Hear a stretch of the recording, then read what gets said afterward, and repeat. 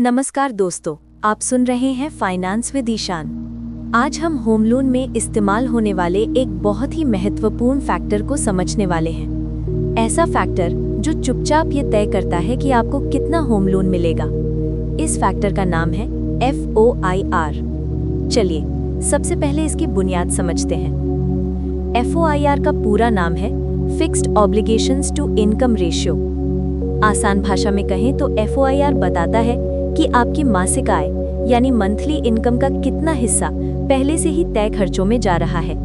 ये तय खर्च आपके चल रहे EMI, घर का किराया, क्रेडिट कार्ड का मिनिमम पेमेंट या कोई भी ऐसा खर्च है जो आप हर महीने देना ही देते हैं। FOIR देखकर बैंक ये समझता है कि आपके पास एक नया EMI भरने की कितनी क्षमता है।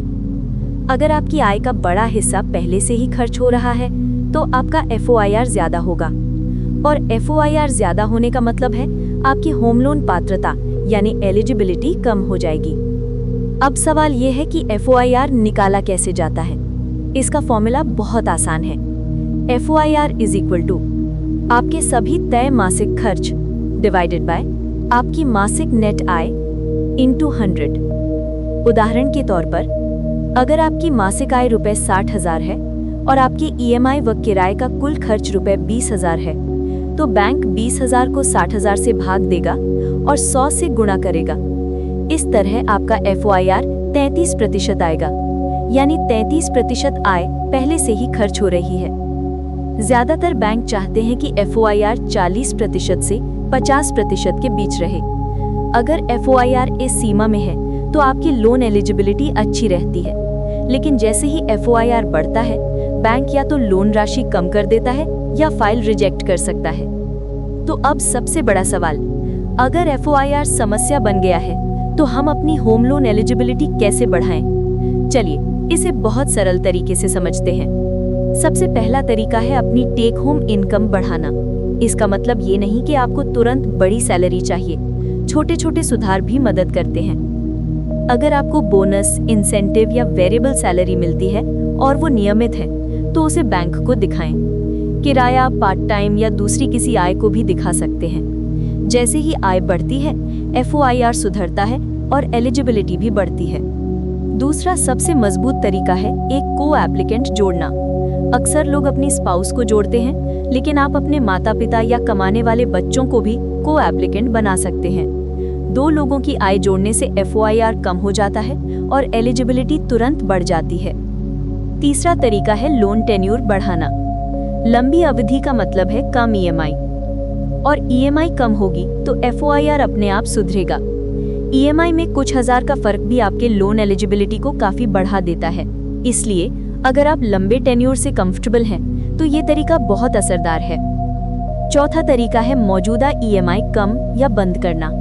अगर आपके पास छोटा पर्सनल लोन चल रहा है या कोई EMI खत्म होने वाली है तो उसे पहले क्लोज कर दें।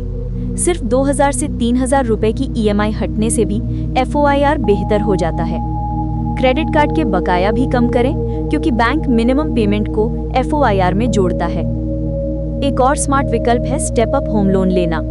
इसमें शुरुआती EMI कम होती है और बाद में जैसे जैसे आपकी आय बढ़ती है EMI भी धीरे धीरे बढ़ती जाती है। ये खासकर युवा नौकरी पेशा लोगों के लिए फायदेमंद है। आप अपनी बैंक स्टेटमेंट में अच्छा बैलेंस रखकर भी FOIR में सुधार ला सकते हैं। बैंक को ये महसूस होता है कि आप अपने पैसे को सही ढंग से संभालते हैं, जिससे वे थोड़ी ढील देने को तैयार हो जाते हैं। इसके अलावा बहुत से लोग नहीं जानते कि बैंक कई बार FOIR रिलैक्सेशन भी देते हैं, खासकर सरकारी कर्मचारियों या टॉप रेटेड कंपनियों में काम करने वालों को। इसलिए पूछना बहुत जरूरी है कि क्या आपको कोई रिलैक्सेशन मिल सकता है। और आखिर में एक बहुत असरदार तरीका है कम इंटरेस्ट रेट वाला लोन चुनना। इंटरेस्ट रेट कम होगा तो EMI कम होगी, और EMI कम होगी तो FOIR अपने आप सुधरेगा। इंटरेस्ट रेट में थोड़ा सा फर्क भी एलिजिबिलिटी को बढ़ा देता है। तो जल्दी से रिकैप करें।